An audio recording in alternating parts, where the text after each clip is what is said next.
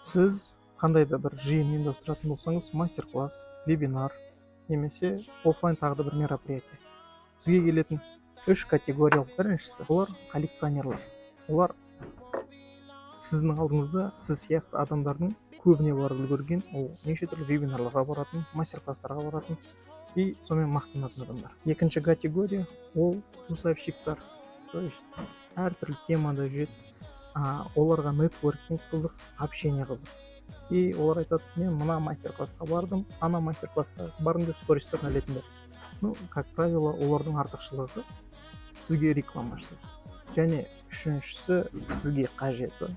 Ол оған білім де керек жоқ, в принципе, тусовка да керек жоқ, оған тек қана нәтиже керек. Ол сіздің алғаныңызды сразу барып істейтін адам. Бұл результативщиктар. И егер де осындай адамдарды өзіңіздің аудиторияңызда көп жинайтын болсаңыз,